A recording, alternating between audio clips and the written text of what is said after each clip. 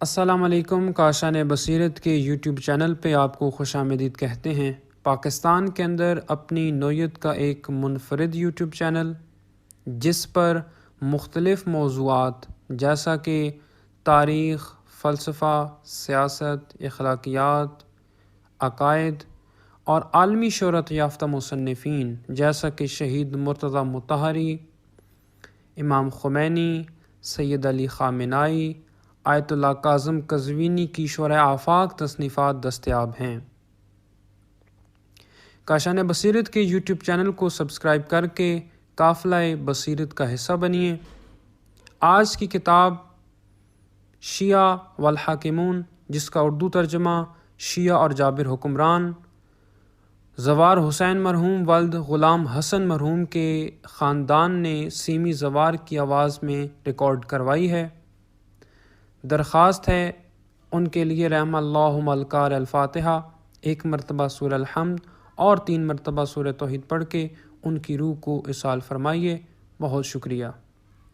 بسم اللہ الرحمن الرحیم. السلام علیکم سامعین، امید ہے آپ سب خیریت سے ہوں گے. میں سیمی زوار کاشان بصیرت کے یوٹیوب چینل پر جس کتاب کے ساتھ حاضر ہوں، وہ کتاب ہم پچھلی 12 ریکارڈنگز میں ساتھ مل کر پڑھ رہے ہیں اور اس کا نام ہے شیعہ اور جابر حکمران، اور یہ ہے ریکارڈنگ کا ہماری ریڈنگ کا پارٹ نمبر 13، اور ہم پیج نمبر 195 سے ریڈنگ کا آغاز کریں گے اور اس صفحے پر صرف 2 لائنیں ہیں اور پھر ہم پیج 196 پر آ جائیں گے. آئیے ساتھ ساتھ میں آپ کو یہ بھی بتا دوں کہ جو ہم نے اس پارٹ میں ریڈنگ کا آغاز کرنا ہے اس میں ہیڈنگ ہے کہ بنو عباس کون ہیں. آئیے مل کر جانتے ہیں کہ ظلم و ستم اور بد کرداری کے معاملے میں بنی عباس دوسرے بنی امیہ تھے. کھلم کھلا گناہ کرنے اور کفر کا اظہار کرنے میں ان دونوں کے درمیان کوئی فرق نہ تھا. اس کی وجہ یہ تھی کہ ان کے دلوں میں دین یا مقدسات دین کا کوئی پاس لحاظ نہ تھا. ان کی آنکھیں بس دولت دنیا پر لگی ہوئی تھیں اور ان کی خواہشوں کی کوئی بھی حد نہ تھی. وہ لوگوں کو ذبح کرتے، ان کے بدن سولی پر لٹکاتے اور جو زندہ ہوتے ان کے سروں پر گھروں کی چھتیں گرا دیتے تھے. ابراہیم اور اس کا بھائی صفاح معاویہ کی طرح تھے. منصور اور ہارون ہشام کی مانند تھے اور متوکل یزید بن معاویہ کا دوسرا روپ تھا.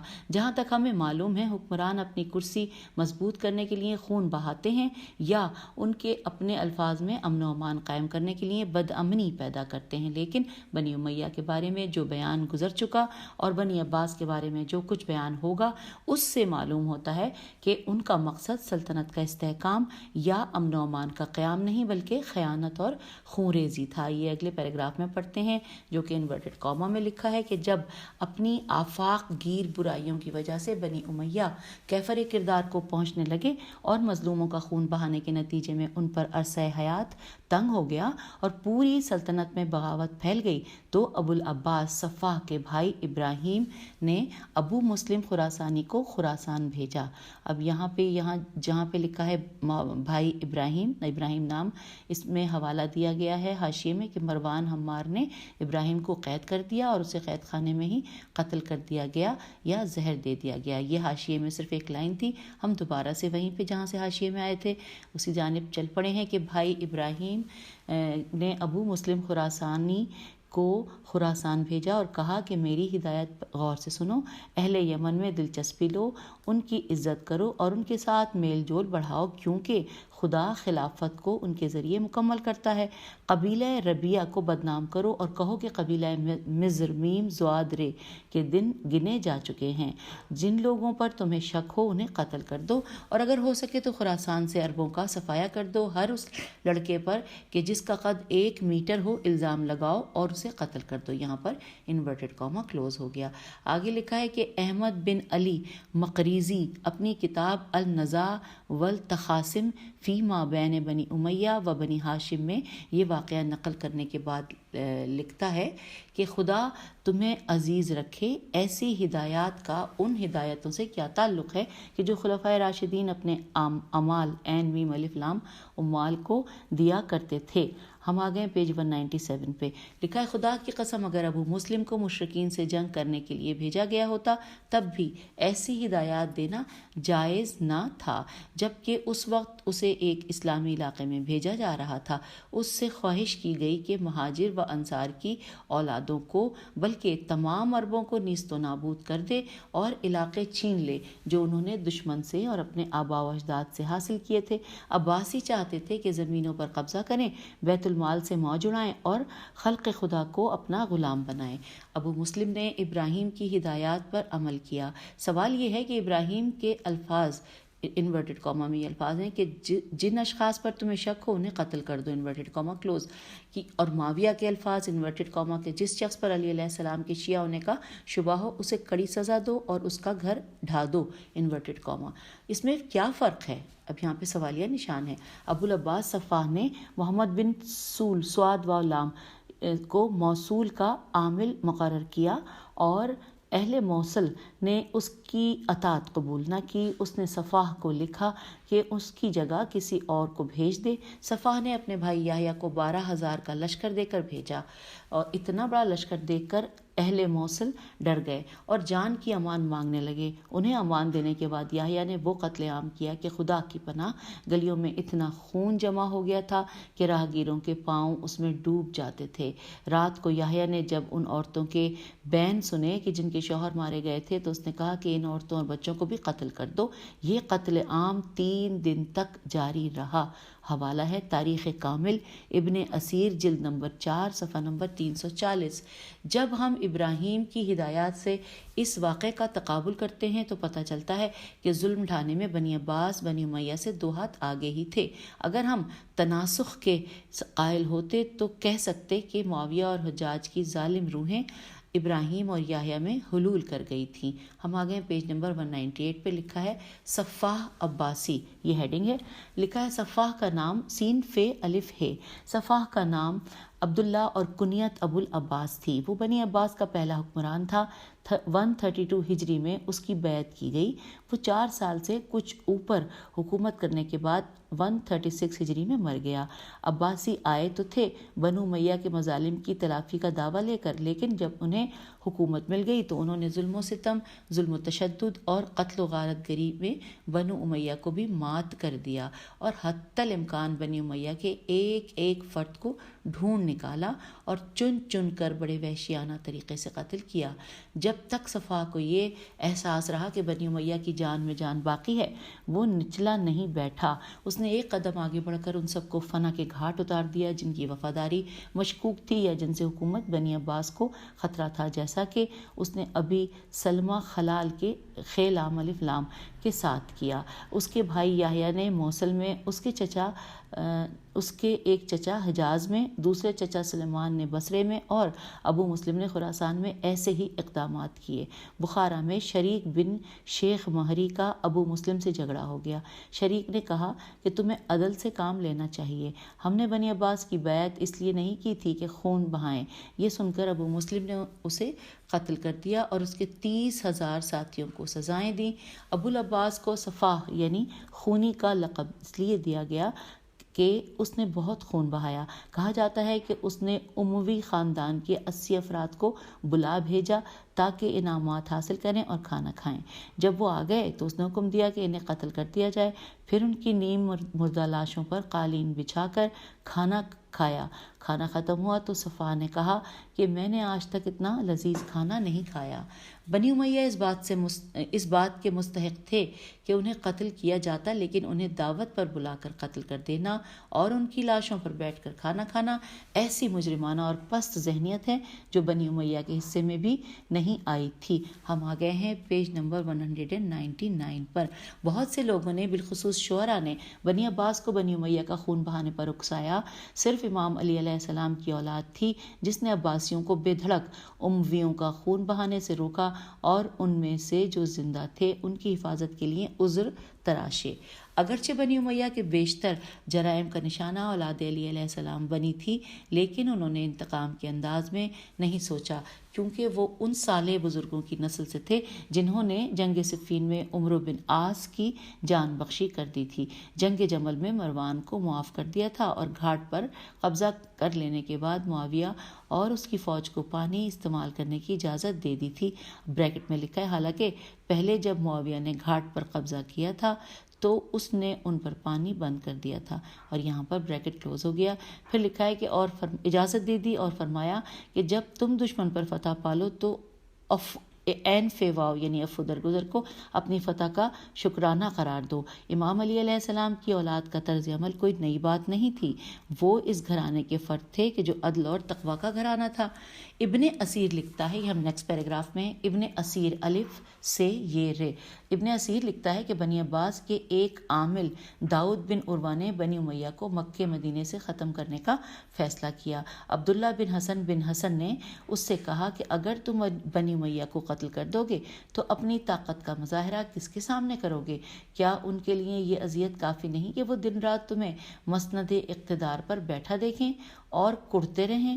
تاہم داؤد بن عروہ نے ان کی بات نہیں مانی اور ان سب کو قتل کرا دیا۔ اور یہاں پر ہے حوالہ تاریخ کامل جلد نمبر 1 صفحہ نمبر 34۔ آئیے اگلے پیراگراف کو پڑھتے ہوئے ہم پیج نمبر 200 پہ آ جائیں گے۔ لوگ سوچ رہے تھے کہ صفحہ اولاد علی علیہ السلام و شیعان علی علیہ السلام سے ترجیحی سلوک کریں گے، کیونکہ علویوں، شیعوں اور عباسیوں نے مل کر بنی امیہ کے خلاف جد و جہد کی تھی۔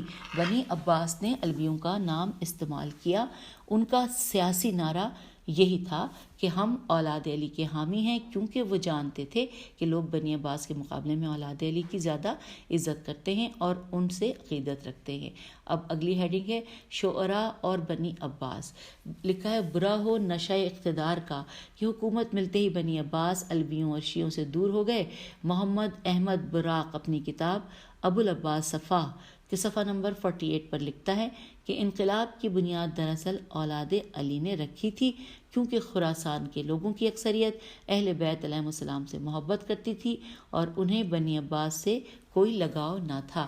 اب یہاں پر حاشیے میں ہم نے 2 چیزیں پڑھنی ہیں جس کی طرف اشارہ ہے۔ سب سے پہلے اس لائن میں جب ہم نے پڑھا کہ خراسان کا ورڈ، کہ جیسے ہم نے پڑھا نا کہ انقلاب کی بنیاد دراصل اولاد علی نے رکھی تھی کیونکہ خراسان کے لوگ، اب یہاں اس کے حوالے سے لکھا ہے کہ خراسان پہلوی زبان کا لفظ ہے، پہلوی پہ ہے لام واو چھوٹی ہے زبان کا لفظ ہے، اس کے معنی مشرق یا سورج کے طلوع ہونے کی سرزمین ہے۔ پہلے زمانے میں اسے خراسان بزرگ کہتے تھے۔ خراسان بزرگ کی حدود میں موجودہ ایران کے شہر نیشاپور، طوس اور مشہد کے علاوہ موجودہ افغانستان کے شہر ہرات، ہیر الف تے اور بلخ بے لام خے، کابل اور غزنی، موجودہ ترکمانستان کے شہر مرو اور سنجان، موجودہ ازبکستان کے شہر سمرقند اور بخارا، موجودہ تاجکستان کے شہر خوجند اور پنج اکات پے نون جیم الف کاف این تے، اور موجودہ ایرانی، افغانی اور پاکستانی بلوچستان بھی شامل تھے۔ آج جہاں مشہد مقدس ہے، یہاں 2 چھوٹے چھوٹے قصبے ہوتے تھے، ایک ثنا آباد سین نون الف بے الف دال جہاں امام رضا علیہ السلام مدفون ہیں، اور دوسرا قصبہ نوغان نون واو غین الف نون تھا کہ جو آج بھی محلہ نوغان کے نام سے مشہور ہے اور شاہراہ مشہد کے آخری سرے پر واقع ہے۔ اور نمبر 2 جو ہم نے پڑھا تھا، وہ حاشیے میں جو پڑھنا ہے وہ ہے کہ جس وقت ہم نے یہ کہا تھا نا کہ خراسان کے لوگوں کی اکثریت اہل بیت علیہ السلام سے محبت کرتی تھی، یہاں پر ہم نے حوالے میں نمبر 2 پڑھنا ہے۔ لکھا ہے کہ بلوچی حسب نسب کی نظم، جو کہ بلوچی تاریخ کا قدیم ترین ماخذ ہے، اس میں جسٹس میر خدا بخش مری کہتے ہیں کہ انورٹڈ کاما ہم حضرت علی علیہ السلام کے مرید ہیں، ہمارا دین و ایمان محفوظ و مضبوط ہے، ہم حلب سے آئے ہیں، یزیدیوں سے ہماری جنگیں رہی ہیں، ہم واقعہ کربلا کے بعد بمپور، سیستان اور موجودہ بلوچستان میں پہنچے ہیں، اور یہاں پہ انورٹڈ کاما کلوز ہو گیا۔ اور حوالہ لکھا ہے کہ جسٹس میر خدا بخش مری صفحہ نمبر 93 اور مطبوعہ نصاد ٹریڈرز کوئٹہ۔ اب آگے اگلے پیراگراف پہ لکھا ہے کہ آغا، یہ ابھی ہم حاشیے میں ہے کہ آغا میر نصیر احمد زئی نسب نامے پر تبصرہ کرتے ہوئے کہتے ہیں کہ یہ اشعار 15ویں صدی کے بلوچی شعراء نے حضرت امام حسین علیہ السلام کی شہادت کے حوالے سے بیان کیے ہیں۔ ان اشعار سے ثابت ہوتا ہے کہ بلوچ علی علیہ السلام اور اولاد علی علیہ السلام کے طرفدار تھے۔ اور یہاں پر حوالہ ہے تاریخ بلوچ قوم اور بلوچستان اور بلوچستان، یہ نام ہے کتاب کا، تاریخ بلوچ قوم اور بلوچستان، اور صفحہ نمبر 76 سے لے کر 77 تک ہے۔ اور ابھی بھی ہم حاشیے میں پڑھ رہے ہیں، 3 لائنیں رہ گئی ہیں کہ خان آف قلات میر احمد یار خان لکھتے ہیں کہ بلوچوں کا قدیم مسکن حلب شام ہے۔ معرکہ کربلا میں اہل بیت علیہ السلام کی حمایت کرنے کے سبب بلوچ اموی حاکم کی غیظ و غضب کا نشانہ بنے۔ اور ہم یہاں پر حوالہ ہے میر احمد یار خان مختصر تاریخ بلوچ مطبوعہ ایوان قلات کوئٹہ۔ یہ ہم نے حاشیے میں لکھی ہوئی تمام معلومات جان لی ہیں۔ اور آئیے اب ہم اگلے پیج نمبر 201 پہ پہنچ رہے ہیں، لیکن اس سے پہلے یہ 2 لائنیں دوبارہ پڑھ لیتے ہیں تاکہ ساتھ ساتھ کنیکشن رہے گا۔ انقلاب کی بنیاد دراصل اولاد علی نے رکھی تھی، کیونکہ خراسان کے لوگوں کی اکثریت اہل بیت علیہ السلام سے محبت کرتی تھی، انہیں بنی عباس سے کوئی لگاؤ نہ تھا۔ یہی وجہ تھی کہ صفا اور بعد میں آنے والے خلفاء خراسان پر بڑی گہری نظر رکھتے تھے تاکہ شیعہ وہاں ان کے خلاف صف بندی نہ کر سکیں۔ یہ انورٹڈ کاما کلوز ہو گیا۔ ہم صفحہ نمبر 201 پر آ گئے ہیں۔ بنی عباس نے شعراء سے اپنی شان میں قصیدے لکھوائے اور انہیں گراں قدر انعامات سے نوازا۔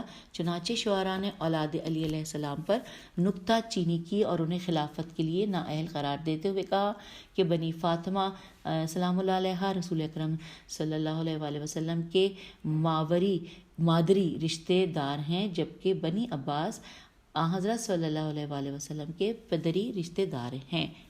نیکسٹ پیراگراف میں لکھا ہے کہ شاعروں کو خریدنے کے علاوہ بنی عباس نے اہل بیت علیہ السلام کا مذہب ترک کر دیا اور اہل سنت کا مسلک اختیار کر لیا۔ وہ چاہتے تھے کہ تشیع نہ پھیلے اور ان کے بعد حکومت اولاد علی کو نہ ملے۔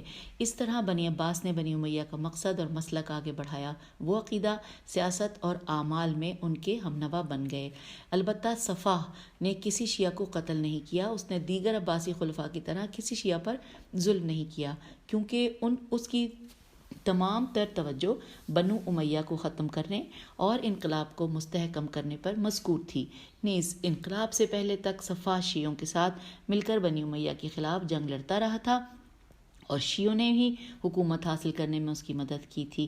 مزید یہ کہ صفا کا دارالحکومت کوفہ تھا، جس کے باشندے امام علی علیہ السلام کے پیرو تھے اور صفا کے پاس ان سے جنگ کرنے کے علاوہ کافی طاقت نہیں تھی۔ صورتحال کچھ بھی رہی ہو، بنی امیہ کے آخری اور بنی عباس کے ابتدائی دور میں امام محمد باقر علیہ السلام اور امام جعفر صادق علیہ السلام کو علوم اہل بیت علیہ السلام کی تحقیق و ترویج کے مواقع ملے۔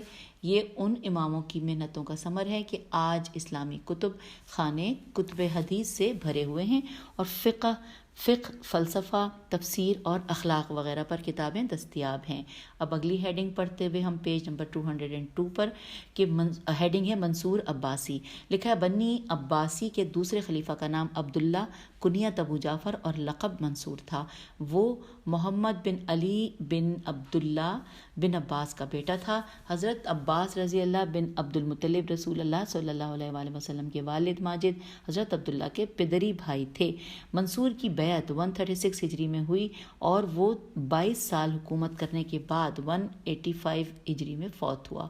مورخین لکھتے ہیں کہ انورٹڈ کاما بظاہر منصور کا بھائی صفا بنی عباس کا پہلا خلیفہ تھا، لیکن در حقیقت سلطنت بنی عباس کا بانی منصور تھا، کیونکہ صفا نے فقط 4 سال حکومت کی تھی اور منصور نے ہی سلطنت کو عظمت و استحکام بخشا تھا۔ اس کی طبیعت میں خیر و شر کا امتزاج تھا، وہ مردم شناس اور مزاج آشنا تھا۔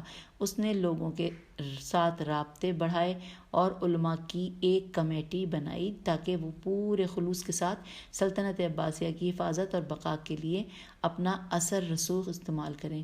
منصور ہی نے بنی عباس اور اولاد علی کے درمیان جدائی ڈالی تھی، ورنہ اس سے پہلے ان کے درمیان جدائی نہیں تھی۔ یہاں پر ہو گیا انورٹڈ کاما کلوز کہ جو ہم نے پڑھنا شروع کیا تھا کہ مورخین لکھتے ہیں۔ آئیے اگلے پیراگراف کی جانب۔ لکھا ہے سوری کہ مورخین کی باقی باتیں تو ٹھیک ہیں، لیکن ان کا یہ کہنا ٹھیک نہیں کہ منصور خیر و شر دونوں سے حصہ پائے ہوئے تھا۔ وہ مجسم شر تھا۔ جب اس نے دیکھا کہ لوگوں میں مذہبی رجحان زیادہ ہے تو وہ مذہب کے راستے سے وارد ہوا، اور اس نے علامہ کی ایک کمیٹی بھی تشکیل دی جو لوگوں میں اسے متعارف کراتی اور اس کی زیارت کو بھی آتی تھی۔ منصور نے یہ ظاہر کیا کہ وہ اللہ سے ڈرتا ہے اور ساتھ ہی ساتھ ظلم اور گناہ بھی کرتا رہا۔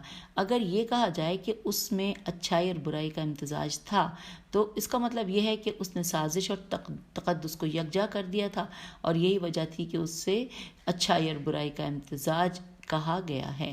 لیکن اس بات کا ایک ثبوت بھی پیش نہیں کیا جا سکتا کہ وہ نیکی اور محض نیکی ہونے کی بنا پر پسند کرتا تھا، کیونکہ بظاہر جو اچھا کام بھی وہ کرتا تھا در حقیقت نفاق اور ریا پر مبنی ہوتا تھا۔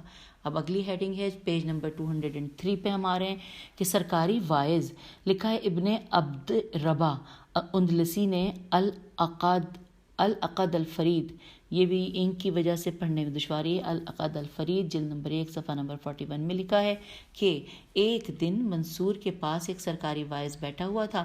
اس نے سپاہیوں سے کہا کہ چند آدمیوں کو یہاں لاؤ اور ان کے سر قلم کر دو۔ جب بہت سے بے گناہوں کے خون سے وہ ظالم ہولی کھیل چکا اور ان کے خون سے ان کے کپڑے بھی رنگین ہو گئے تو اس نے واعظ سے کہا کہ مجھے کوئی نصیحت کیجیے۔ جب واعظ نے اسے اللہ کی یاد دلائی تو منصور نے اپنا سر یوں جھکا لیا جیسے اسے بہت دکھ پہنچا ہو۔ پھر اس نے سپاہیوں کو حکم دیا کہ کچھ مزید آدمیوں کے سر اڑا دو۔ جب دوبارہ بہت سا خون بہایا جا چکا تو واعظ سے کہنے لگا کہ مجھے کوئی نصیحت کیجیے۔ واعظ کو نصیحت کرنے کے لیے کہنا دراصل دین اور قرآن کا مذاق اڑانا تھا، کیونکہ قرآن ناحق خونریزی سے منع کرتا ہے، جبکہ منصور نے اس کا ارتکاب کیا تھا۔ ممکن ہے اس کی وجہ یہ ہو کہ لوگ معاملات سے بالکل لا تعلق ہو گئے تھے، سیاہ اور سفید کا فرق مٹ چکا تھا، اور حالات اس قدر غیر یقینی تھے کہ موجودہ دور کے کچھ مصنفین نے لکھا کہ منصور دوہری شخصیت کا مالک تھا۔ اس کے بقول چونکہ وہ مومن تھا اس لیے واعظ سنتا تھا، لیکن اپنی حکومت کی حفاظت کے لیے اسے خون بہانا پڑتا تھا۔ تاہم یہ ایک ناپاک فطرت ہے جو دو طرح ظاہر ہوتی ہے، کبھی ظلم اور جرم کی شکل میں اور کبھی ریا، نفاق اور فریب کی صورت میں۔ جب منصور کو معلوم ہوا کہ اسے خدا ترس خلیفہ کہا جاتا ہے تو لوگ خوش ہوتے ہیں اور ان کا مذہبی تقاریر سننے کا شوق بڑھتا ہے، لہٰذا وہ واعظین کو اپنے پاس بلاتا، ان کا وعظ سنتا اور انہیں انعام دیتا تاکہ وہ لوگوں کو بتائیں کہ خلیفہ خدا سے غافل نہیں ہے۔ جب کبھی اس کے سامنے قیامت کا ذکر کیا جاتا تو وہ رونے لگتا ہے۔ یہ واعظین منصور کے مقصد سے لا علم نہیں تھے۔ ان میں سے جو اللہ والے تھے وہ اسے چھوڑ کر چلے گئے تھے، لیکن وہ لوگ جنہوں نے مذہب کو کمائی کا ذریعہ بنا لیا تھا اس کے ارد گرد جمع ہو گئے۔ منصور نے امام جعفر صادق علیہ السلام کو بھی خط لکھے اور انہیں اپنی محفل میں شرکت کی دعوت دی، لیکن امام وہاں جانے پر راضی نہ ہوئے۔ ہم پیج 204 پر آ گئے ہیں۔ منصور نے اپنے ایک خط میں لکھا تھا کہ دوسروں کی طرح آپ میرے پاس کیوں نہیں آتے؟ امام نے جواب دیا، میرے پاس مال دنیا میں سے کچھ نہیں کہ میں تم سے خوف کھاؤں، اور تمہارے پاس آخرت میں ایسی کوئی چیز نہیں جو میں تم سے مانگوں، انورٹڈ کاما کلوز، یہ مولا کے الفاظ تھے۔ پھر لکھا ہے کہ ایک دن منصور نے سفیان ثوری کو دیکھا تو کہا، مجھے کوئی نصیحت کیجیے۔ سفیان نے کہا، تم نے اس پر عمل نہیں کیا تو تم جانتے ہو، اب تم چاہتے ہو کہ میں تمہیں وہ چیز بتاؤں کہ جو تم نہیں جانتے، انورٹڈ کاما کلوز۔ منصور نے کہا، تم میرے پاس کیوں نہیں آتے؟ سفیان نے کہا، میں حکم خدا کی تعمیل میں تمہارے پاس نہیں آتا۔ خدا فرماتا ہے کہ حد سے تجاوز نہ کرو، بے شک خدا ان اعمال کو دیکھتا ہے جو تم کرتے ہو، اور جنہوں نے ظلم کیے ان کی طرف مائل نہ ہو، پس تم کو بھی آگ کا عذاب آ لے گا۔ اور یہ الفاظ سورہ ہود کی آیت نمبر 112 اور 113 کے ہیں۔ منصور نے کہا کہ مجھے اپنی حاجت بتائیے۔ سفیان نے کہا کہ مجھے اپنی محفل میں شرکت کی دعوت نہ دو، اور جب تک میں خود نہ مانگوں مجھے کوئی رقم نہ دو۔ منصور نے کہا کہ میں نے دامے درہمے بہت سے علماء کا شکار کیا، لیکن سفیان میرے ہاتھ سے نکل گیا، اس نے مجھے تھکا دیا۔ اسی طرح منصور نے علماء سے تعلق خاطر کی وجہ بتا دی ہے کہ اس نے مذہب کو شکار کا ہتھیار اور دولت کو علماء کو پکڑنے کا جال بنا لیا ہے۔ اگلی ہیڈنگ پڑھنے کے لیے ہم پیج نمبر 205 تک آ رہے ہیں کہ منصور اور غیبی ناصح۔ ایک رات جب منصور خانہ کعبہ کا طواف کر رہا تھا، اس نے ایک اجنبی کو دیکھا جو کہہ رہا تھا کہ خدایا، ظلم اور فساد ظاہر ہو چکا ہے، حق اور اہل حق میں جدائی ڈال دی گئی ہے، اور میں تیرے حضور اس کی شکایت کرتا ہوں اور تجھ سے مدد مانگتا ہوں۔ منصور نے اس اجنبی کو بلایا اور پوچھا کہ تم کیا کہہ رہے تھے؟ اجنبی نے کہا کہ اگر جان کی امان پاؤں تو عرض کروں۔ منصور نے اسے یقین دلایا کہ وہ امان میں ہے۔ اجنبی نے کہا تم مسلمانوں کے حاکم ہو، لیکن تم نے اپنے اور عوام کے درمیان ایک دیوار کھڑی کر رکھی ہے۔ تم اس بات کی اجازت نہیں دیتے کہ لوگ تم سے ملیں اور اپنی شکایات تم تک پہنچائیں، تمہارے گوش گزار کریں۔ تمہارے وزیر مشیر ظالم ہیں اور تمہارے کارندے عیاش اور گناہ گار ہیں۔ وہ کہتے ہیں کہ منصور خدا اور عوام کو دھوکہ دیتا ہے، لہٰذا ہمارے پاس اس کے سوا کوئی چارہ نہیں کہ ہم اسے دھوکہ دیں۔ یوں ساری مملکت ظلم اور ناانصافی میں ڈوب گئی ہے، تاہم تم اللہ پر ایمان رکھتے ہو اور مسلمانوں پر بہت مہربان ہو۔ منصور نے کہا پروردگار، جو کچھ یہ شخص کہتا ہے مجھے اس کے مطابق چلنے کی توفیق دے۔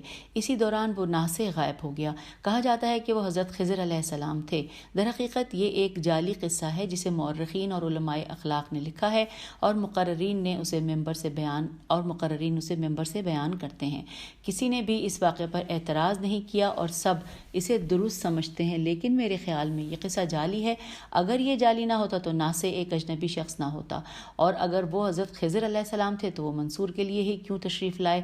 دوسرے جابر حکمرانوں کو انہوں نے کیوں کوئی نصیحت نہ کی؟ معلوم ہوتا ہے کہ اس قصے کے ذریعے منصور لوگوں کو بتانا چاہتا تھا کہ اسے خلافت کی خلعت خدا نے پہنائی ہے، وہ خدا پر ایمان رکھتا ہے، رسول اکرم صلی اللہ علیہ وآلہ وسلم کے چچا کا بیٹا ہے اور لوگوں پر مہربان ہے۔ اس نے اپنا مقصد یہ کہہ کر حاصل کر لیا کہ اس کی ملاقات حضرت خضر علیہ السلام سے ہوئی ہے، اور یوں ثابت کر دیا کہ خدا نے حضرت خضر علیہ السلام کے ذریعے اس پر مہربانی فرمائی ہے۔ ہم صفحہ نمبر 206 پر آ گئے ہیں۔ مسعودی لکھتا ہے کہ ایک دن منصور اپنے حجرے میں داخل ہوا تو دیکھا کہ دیوار پر کچھ اشعار لکھے ہوئے ہیں جن کا مطلب انورٹڈ کاما، اے ابو جعفر تیری موت قریب ہے، تقدیر الہی پوری ہو کر رہے گی، اے ابو جعفر نجومی اور فالگیر موت کو ٹال نہیں سکتے، بے وقوف مت بن، انورٹڈ کاما کلوز۔ منصور نے اپنے وزیر فضل بن ربیع سے کہا انورٹڈ کاما، کیا میں نے تم سے نہیں کہا تھا کہ خیال رہے کہ ہر کس و ناکس گھر میں داخل ہو کر دیواروں پر کچھ نہ لکھے، انورٹڈ کاما کلوز۔ فضل نے پوچھا کیا لکھا گیا ہے؟ منصور نے کہا کیا تم یہ اشعار لکھے ہوئے نہیں دیکھ رہے؟ فضل نے کہا واللہ دیوار پر کچھ بھی نہیں لکھا۔ یہ واقعہ استعماری ایجنٹوں کی سرگرمیوں سے مماثلت رکھتا ہے جو دکھاوے کے لیے استعمار کو برا کہتے ہیں مگر در پردہ انہی کے مفاد میں کام کرتے ہیں۔ ہم چاہتے تھے کہ منصور کا جھوٹ ثابت کریں اور اس کے فریب کا پردہ چاک کر دیں۔ منصور کے اعتقادات بیان کرنے سے ہمارا مقصد اولاد علی علیہ السلام اور شیعان علی علیہ السلام کے بارے میں اس کی پالیسی پر روشنی ڈالنا تھا۔ اب آئیے اگلی ہیڈنگ ہے منصور اور اولاد علی علیہ السلام۔ عبداللہ ابن عباس کو چھوڑ کر بنی عباس کا خاندان ایک غیر معروف خاندان تھا۔ اگر ان کی رسول اکرم صلی اللہ علیہ وآلہ وسلم سے قرابت داری نہ ہوتی تو تاریخ میں ان کا ذکر ہی نہ ہوتا۔ اس کے برعکس امام علی علیہ السلام کا خاندان بنی ہاشم ہر دور میں علم اور دین سے وابستہ رہا تھا اور لوگوں کے دل ان کی جانب مائل تھے۔ امام علی علیہ السلام سے لے کر امام مہدی علیہ السلام تک سب کے سب بے نظیر عظمت اور شرافت کے مالک تھے۔ یہی وجہ تھی کہ عزت حاصل کرنے کے لیے عباسیوں نے امام علی علیہ السلام اور اولاد علی علیہ السلام اور رسول اکرم صلی اللہ علیہ وآلہ وسلم سے اپنا تعلق جوڑا۔ وہ اولاد علی علیہ السلام کی مجالس میں کمال ادب سے حاضر ہوتے اور ان سے علم حاصل کرتے تھے۔ محمد بن عبداللہ بن حسن جب گھوڑے پر سوار ہوتے تو منصور ان کی رکاب تھامتا اور جب وہ سوار ہو جاتے تو ان کا لباس صاف کرتا تھا۔ جب بنی امیہ کو شکست ہونے لگی تو اولاد علی علیہ السلام اور بنی عباس محمد بن عبداللہ بن حسن سے بیعت ہو گئے۔ ابراہیم صفاح اور منصور بھی ان میں شامل تھے، لیکن منصور محمد کی صلی اللہ علیہ وآلہ وسلم کی بیعت کے سلسلے میں زیادہ جوش و خروش کا مظاہرہ کرتا۔ امام جعفر صادق علیہ السلام کو بھی اس اجتماع میں شرکت کی دعوت دی گئی تھی۔ جب امام تشریف لائے تو سب نے کہا کہ آپ ہاتھ بڑھائیے، ہم آپ کی بیعت کرنے کو تیار ہیں۔ امام نے صفاح کی پشت تھپ تھپا کر فرمایا کہ یہ شخص خلیفہ بنے گا۔ پھر آپ نے منصور کی طرف اشارہ کیا اور فرمایا اس کے بعد یہ خلیفہ ہوگا۔ پھر آپ نے عبداللہ بن حسن سے فرمایا کہ تمہارے 2 بیٹے محمد اور ابراہیم منصور کے ہاتھوں مارے جائیں گے۔ یہ کہہ کر امام وہاں سے چلے آئے۔ اب بریکٹ میں اس بات کا حوالہ ہے ابو الفرج اصفہانی مقاتل الطالبین اور صفحہ نمبر مقاتل الطالبین اور صفحہ نمبر 206۔ صفحہ کے بعد جب منصور خلیفہ بنا تو محمد بن عبداللہ روپوش ہو گئے۔ منصور نے ان کے والد سے ان کی حوالگی کا مطالبہ کیا۔ اس نے محمد کے ہاتھ پر جو بیعت کر رکھی تھی اس کی بنا پر انہیں قتل کرنے کا فیصلہ کیا تاکہ اسے اس درد سر سے چھٹکارا مل جائے۔ لہٰذا اس نے محمد اور ان کے بھائی ابراہیم کو گرفتار کرنے کے لیے جاسوس بھیجے۔ بالآخر ان دونوں بھائیوں نے محسوس کیا کہ ان کے پاس اپنے آپ کو منصور کے حوالے کر دینے یا اس کے خلاف لڑنے کے سوا اور کوئی راستہ نہیں، تو محمد نے مدینے میں اور ابراہیم نے بصرے میں علم بغاوت بلند کیا۔ انہوں نے جنگ کی مگر انصار و مہاجرین کی اولاد نے جعفر بن ابی طالب علیہ السلام اور امام حسین علیہ السلام کی اولاد کے بہت سے افراد کے ساتھ مارے گئے۔ زید بن علی بن الحسین علیہ السلام کے 2 بیٹے حسین اور علی انہی محمد کے ساتھ جو نفس زکیہ کے لقب سے مشہور تھے قتل ہو گئے۔ ہم صفحہ نمبر 208 پر آ گئے ہیں۔ مسعودی لکھتا ہے کہ منصور نے مغز اور شکر سے ایک حلوہ بنایا۔ یہ حلوہ اسے بہت مزیدار لگا۔ اس نے کہا کہ ابراہیم مجھے یہ حلوہ اور اس جیسی دوسری چیزیں کھانے سے باز رکھنا چاہتا تھا۔ پھر لکھا ہے کہ گویا اس کے لیے یہ کوئی بات ہی نہیں تھی کہ زبان کے چسکے لے اور اولاد رسول صلی اللہ علیہ وآلہ وسلم کو قتل کروا دے۔ اب اگلی ہیڈنگ ہے منصور کے مظالم۔ لکھا ہے مروج الذہب جلد نمبر 3 صفحہ نمبر 31 میں اور النزاع والنخاسم صفحہ نمبر 74 میں لکھا ہے کہ منصور نے اولاد حسن علیہ السلام کو جمع کیا اور حکم دیا کہ ان کو طوق و سلاسل میں اسیر کر دو۔ پھر جیسا کہ یزید نے اولاد حسین کے ساتھ کیا تھا انہیں بے کجاوہ اونٹوں پر بٹھا کر تاریک زندانوں میں بھیج دیا جہاں ہاتھ کو ہاتھ سجائی نہ دیتا تھا۔ چنانچہ انہوں نے قرآن مجید کو 5 حصوں میں تقسیم کر لیا اور ہر نماز سے پہلے ایک حصے کی تلاوت کرتے تھے۔ انہیں جہاں قید رکھا گیا تھا وہاں کوئی بیت الخلاء نہ تھا، لہٰذا وہ مجبور تھے کہ وہیں رفع حاجت کریں۔ اس کا نتیجہ یہ ہوا کہ تعفن کی وجہ سے ان کے بدن سوجنے لگے۔ یہ سوجن ان کے پیروں سے شروع ہو کر دل تک پہنچتی تھی، چنانچہ وہ شدید علالت اور بھوک پیاس کی حالت میں دنیا سے رخصت ہو گئے۔ پھر لکھا ہے مقریزی میم قاف رے یہ زے چھوٹی ہے۔ مقریزی نے النزاع والتخاسم میں تاریخ کامل سے نقل کیا ہے کہ منصور نے محمد بن عبداللہ بن عثمان کو بلا بھیجا اور اولاد حسن علیہ السلام کا مادری جو کہ اولاد حسن علیہ السلام کا مادری بھائی تھا۔ جب وہ آئے تو منصور کے حکم سے ان کے کپڑے پھاڑ دیے گئے حتیٰ کہ ان کی شرمگاہ دکھائی دینے لگی۔ اس حالت میں انہیں 150 کوڑے مارے گئے۔ ایک کوڑا ان کے منہ پر لگا تو انہوں نے کہا خدا تمہیں غارت کرے، میرے منہ پر تو نہ مارو۔ منصور نے حکم دیا کہ ان کے سر پر مارو۔ ہم آ گئے پیج 209 پر۔ چنانچہ ان کے سر پر 30 ضربیں لگائی گئیں۔ ایک ضرب ان کی آنکھ پر لگی تو آنکھ نکل کر چہرے پر آ گری۔ بالآخر انہیں قتل کر دیا گیا۔ ابن اسیر لکھتا ہے کہ منصور نے محمد بن ابراہیم بن حسن کو بھی بلا بھیجا۔ محمد اتنے نازک اندام تھے کہ دیباج کے لقب سے پکارے جاتے تھے۔ وہ آئے تو منصور نے ان سے کہا کہ اچھا تو تم ہو زرد اطلس، بخدا میں تمہیں اس طرح قتل کروں گا کہ پہلے کوئی نہ ہوا ہوگا۔ پھر اس نے حکم سے دیباج کو زندہ ایک گڑھے میں دبا دیا گیا اس کے حکم سے اور ان پر ستون تعمیر کیا گیا۔ پھر آگے لکھا ہے کہ معاویہ لوگوں کو کچھ کہنے کی اجازت دیے بغیر زندہ دفن کر دیتا تھا، لیکن منصور انہیں گاڑ کر ان پر ستون تعمیر کرتا تھا۔ یہ فرق تھا شام کے سلطان اور عراق کے سلطان میں، اور یہی روش سلطان بنو عباس کو سلاطین بنو امیہ سے ممیز کرتی ہے۔ ہم نے بنی امیہ کے دور میں یہ نہیں دیکھا کہ ان کے کسی عامل نے لوگوں کو ایک تہہ خانے میں قید کر دیا ہو جہاں ایک ایک کر کے سب ناقابل برداشت تعفن کی وجہ سے مر گئے ہوں۔ ایک شاعر نے کہا ہے، انورٹڈ کاما میں ایک لائن ہے کہ بخدا بنی امیہ کے جرائم بنی عباس کے جرائم کا عشرۂ عشیر بھی نہ تھے، انورٹڈ کاما کلوز ہو گیا۔ آگے لکھا ہے النزاع والتخاصم، صفحہ نمبر 74 میں ہے کہ قاسم بن ابراہیم تبا مدینہ میں اپنی جاگیر الرس پر رہتے تھے۔ منصور نے انہیں بھی بلوایا تو وہ سندھ جانے کے ارادے سے بھاگ نکلے۔ بنی عباس کے بارے میں قاسم اپنے اشعار میں کہتے ہیں انورٹڈ کاما کہ ہمارا خون بہانے سے منصور کی تسلی نہیں ہوئی اور اب وہ اب بھی ہمارے تعاقب میں ہے، انورٹڈ کاما کلوز۔ پھر انورٹڈ کاما میں لکھا ہے کہ ان کے بغض کی آگ اسی وقت بجھ سکتی ہے جب اولاد فاطمہ سلام اللہ علیہ میں سے کوئی روئے زمین پر باقی نہ بچے، انورٹڈ کاما پھر کلوز۔ لکھا ہے برہنہ پاور دور کی خاک چھانتے چھانتے قاسم کے پاؤں زخمی ہو گئے تھے۔ ایک شعر میں وہ کہتے ہیں کہ اب انورٹڈ کاما میں شعر کے بارے میں لکھا ہے اور ہم پیج 210 پہ آ گئے۔